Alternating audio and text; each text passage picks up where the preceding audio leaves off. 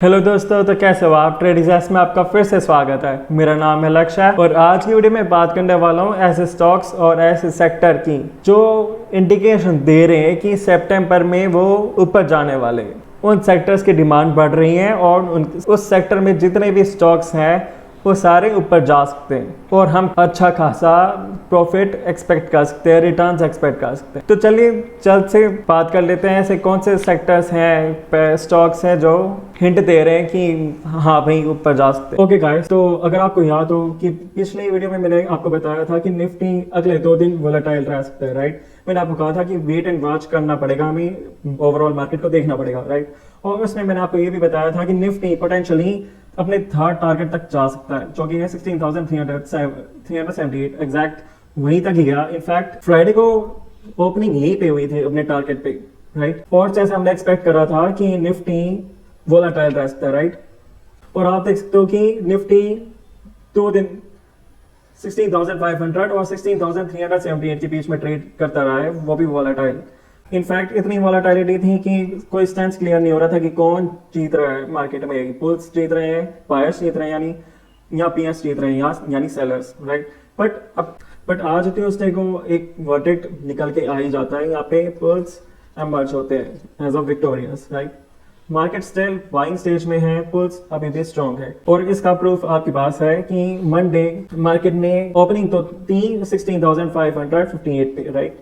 और वहीं से सेलिंग आई और 16,378 से फिर बाइंग आई, राइट। और इतनी स्ट्रॉन्ग बाइंग है कि जो रेसिस्टेंस ये ले रहा था पिछले एक महीने से, पिछले एक हफ्ते से, उसने उसका फाइनली अच्छे से ब्रेकआउट दे दिया। अच्छा, तो अभी कॉन्टेक्स्ट तो निकल के आ गया कि पुल्स अभी भी स्ट्रॉन्ग है, राइट। पुल्स अभी भी स्ट्रॉन्ग है और मार्केट अभी भी बुलिश है।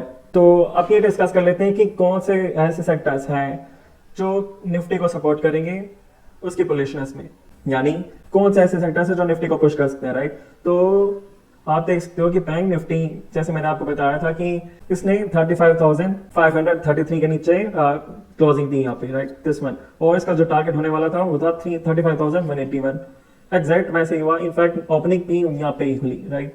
उसके बाद इसने नीचे जाने की कोशिश की बट सस्टेन नहीं कर पाया और ट्यूसडे के आते आते इसने इनफैक्ट क्लोजिंग दी है 35,533 के ऊपर। तो इसका मतलब ये हुआ कि जो नेक्स्ट टारगेट होने वाला है वो है 36,215।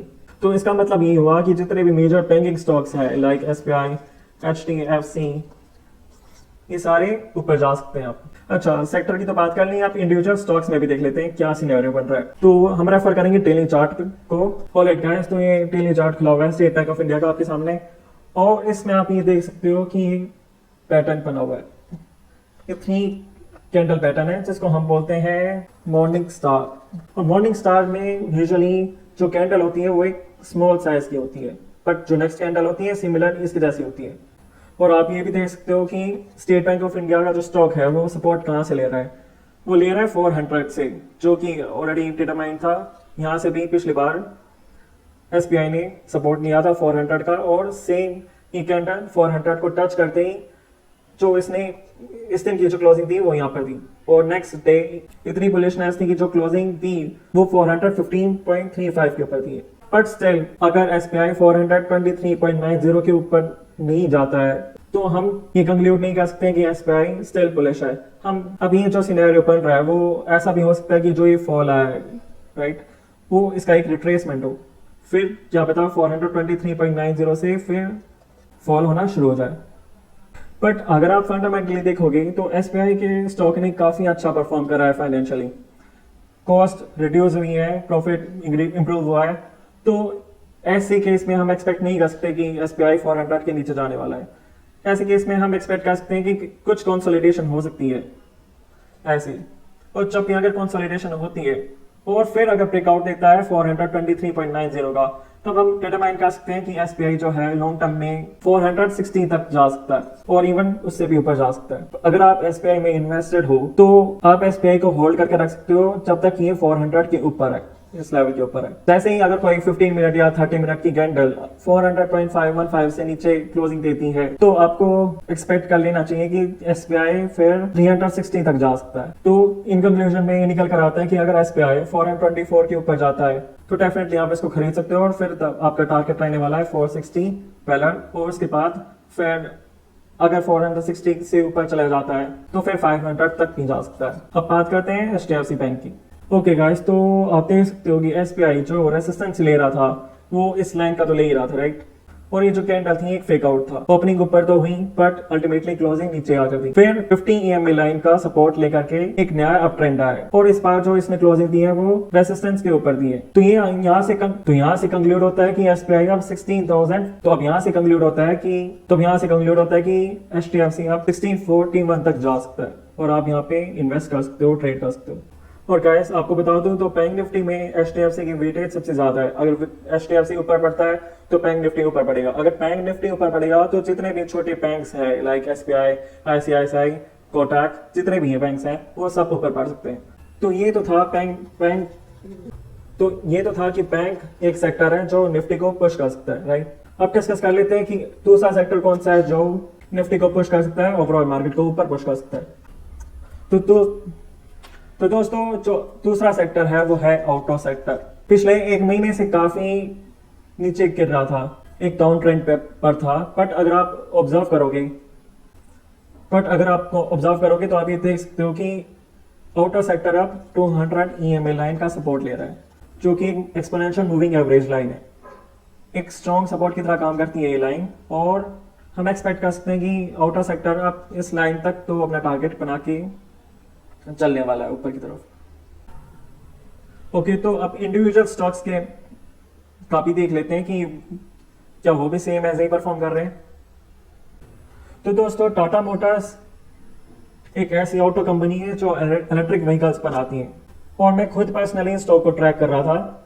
इसमें एक अपॉर्चुनिटी देख रहा था इस स्टॉक में ट्रेड करने की और इन्वेस्ट करने की। आप ये देख सकते हो कि पिछले 1-1.5 महीने से एक अच्छे खासे डाउन ट्रेड पर है। इस कैंडल पे ये वो कैंडल है जहां पर राकेश झुनझुनवाला ने अपने स्टेक्स ट्रिम करे।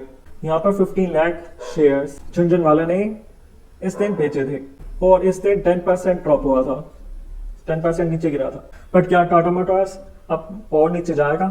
तो चलिए पता लगाते हैं। तो आप ये देख सकते हो कि टाटा मोटर्स ने कोशिश तो करी 200 EMA लाइन के नीचे जाने की, क्लोजिंग देने की, बट अल्टीमेटली ऐसा हो नहीं पाया। इनफैक्ट इसने जो क्लोजिंग दी वो ओपनिंग प्राइस के ऊपर दी है। तो इस कैंडल को हम बोलते हैं हैमर कैंडल। ये इंडिकेट करती है कि एक पोटेंशियल ट्रेंड रिवर्सल आने वाला है। अब तक जो भी फॉलिंग हो रही थी, एक डाउन ट्रेंड चल रहा था, अब ये रिवर्स हो सकता है और एक अप ट्रेंड में कन्वर्ट हो सकता है। मैंने खुद आज से स्टॉक पे इन्वेस्टमेंट अपॉर्चुनिटी देखी और इसको खरीद लिया है अराउंड 274 के अराउंड, और जो मैं स्टॉप लॉस लगा के चल रहा हूँ वो है 272 रुपीज। बहुत ही कम स्टॉप लॉस है और मेरी परफेक्ट एंट्री थी इस स्टॉक पर। बट क्या मैं इस स्टॉक को होल्ड करके रखने वाला हूँ? वो डिटरमाइन करता है कि अगर ये स्टॉक 281.45 के ऊपर चले जाता है या 15 मिनट की कोई कैंडल ऊपर क्लोजिंग दे देती है, तो अगर ऐसा होता है तो मेरा जो फर्स्ट टारगेट रहने वाला है वो है 305, जो अभी देख सकते हो ये 15 EMA की लाइन है डेली चार्ट पर। अगर यहीं से प्रॉफिट बुकिंग स्टार्ट होती है तो मैं भी यहाँ पे प्रॉफिट बुक कर लूंगा। बट इन केस अगर ये 312 तक आ जाता है तो उस केस में I will still hold this Tata Motors stock and in that case my target would be 450 approx. तो आप ही स्टॉक में इन्वेस्ट कर सकते हो और स्टॉप लॉस 272 के अराउंड लगाकर चलना। ओके, तो अब दूसरा ऑटो स्टॉक देख लेते हैं। ओके गाइस, तो आप ये देख सकते हो कि महिंद्रा एंड महिंद्रा का डेली चार्ट आपके सामने खुला हुआ है। तो इसमें देख सकते हो कि डाउन ट्रेंड में तो था ही, साथ के साथ एक हार्ड कंसोलिडेशन में भी था और इसने रिसेंटली एक मेजर डाउन ट्रेंड का ब्रेकआउट दे दिया, जो आप ये देख सकते हो। अब जैसे इसने ब्रेकआउट दिया, ये एक ब्रेकआउट हुआ और ये एक रीटेस्ट हुआ, राइट। अब रीटेस्ट में सक्सेसफुल होता हुआ दिख रहा है मुझे। और अगर महिंद्रा एंड महिंद्रा अगर 789.95 के ऊपर चले जाता है तो हमें जो टारगेट देखने को मिल सकता है वो है 852 का, जो कि है potential 10% return approx. Okay guys, तो आप बात कर लेते हैं तीसरे ऑटो स्टॉक की, जो कि है अशोक लेलैंड और उसका डेली चार्ट आपके सामने खुला हुआ है। आप ये देख सकते हो कि अशोक लेलैंड 200 EMA लाइन के आसपास है और एक कंटिन्यूस रिजेक्शन ले रहा है, विक्स बना रहा है, राइट। यहाँ पे भी विक बनाई, यहाँ पर भी विक बनाई, बट अशोक लेलैंड को हमें तभी खरीदना है जब ये 120.60 के ऊपर डेली क्लोजिंग दे दे डेली चार्ट पे। अगर ऐसा होता है तो फर्स्ट टारगेट जो हमारा रहने वाला है वो है 127। अगर उसके ऊपर भी निकल जाता है तो अल्टीमेटली जो हमें टारगेट देखने को मिलेगा वो है 142। बट इन केस अगर अशोक लेलैंड डेली चार्ट पे 112 के नीचे क्लोजिंग दे देता है तो फिर पोटेंशियली बहुत नीचे तक जा सकता है। तो उस केस में हम अवॉइड करेंगे अशोक लेलैंड पे ट्रेड करना। बट हाँ, ऐसा भी हो सकता है जैसे कि एक डाउन ट्रेंड है, राइट, तो ये हल्की सी रिट्रेसमेंट हो, राइट, उसके बाद अगर ये नीचे आता है तो दोबारा से कंटिन्यू कर सकता है अपना डाउन ट्रेंड। तो जैसे मैंने बताया कि अशोक लेलैंड को हमें 120.60 के ऊपर ही खरीदना है और 127 का फर्स्ट टारगेट रहने वाला है। अगर 127 से ऊपर जाता है, डेली चार्ट पे क्लोजिंग दे देता है, तो हम जो नेक्स्ट टारगेट एक्सपेक्ट कर सकते हैं वो है 142.55। एक चीज और गाइस, जैसे मैं आपको एक कंसेप्ट बता देता हूँ कि मार्केट साइकिल कैसे बिहेव करती है। अब जैसे एक डाउन ट्रेंड था, राइट, तो कंटिन्यूसली स्टॉक के प्राइसेस फॉल हो रहे थे, बट अब एक फेज आने वाला है जिसे हम कहते हैं एक्यूमुलेशन फेज। अगर वाकई में इस स्टॉक को ऊपर जाना है तो एक एक्यूमुलेशन फेज पे स्टॉक को गुजरना चाहिए।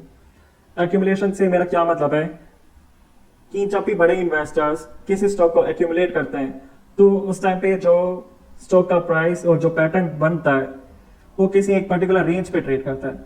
फॉर एग्जांपल अभी जैसे 120.60 से ये रेजिस्टेंस ले रहा है कंटिन्यूसली, राइट, तो हम एक्सपेक्ट कर सकते हैं कि ये 113 से लेकर के 120.60 तक ऐसे ऐसे रेंज पे रहेगा और ट्रेड करता रहेगा। अगले कुछ 2-3 दिन या एक हफ्ता भी लग सकता है। और फिर फाइनली अगर जब ब्रेकआउट देता है 120.60 के ऊपर जाता है तो हम एक्सपेक्ट कर सकते हैं कि हम फिर 142 तक जाएगा। और इनफैक्ट अगर उससे भी ऊपर क्लोजिंग देता है डेली चार्ट पर तो और भी नए हाइस बना सकता है। तो दोस्तों ये थे कुछ सेक्टर्स और कुछ स्टॉक्स जो पोटेंशियली 10 to 15% का रिटर्न दे सकते हैं सितंबर मंथ में, अगर वैसे ही बिहेव करते हैं जैसे मैंने एनालाइज करा चार्ट्स पर। और दोस्तों एक चीज और बता देता हूँ कि मैं रिफ्रेन कर रहा हूँ टेक्नोलॉजी स्टॉक्स पे इन्वेस्ट करने का। और दोस्तों मैं रिफ्रेन कर रहा हूँ टेक्नोलॉजी सेक्टर से।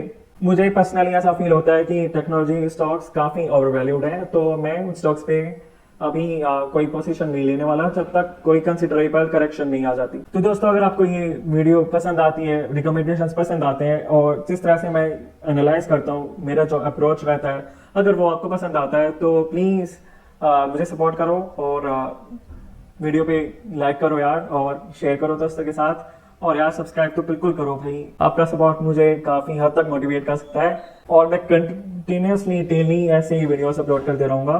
तो दोस्तों यार प्लीज सब्सक्राइब द चैनल अगर आप इस चैनल पे पहली बार आए हो तो। और thank you for watching this video and see you in the next video.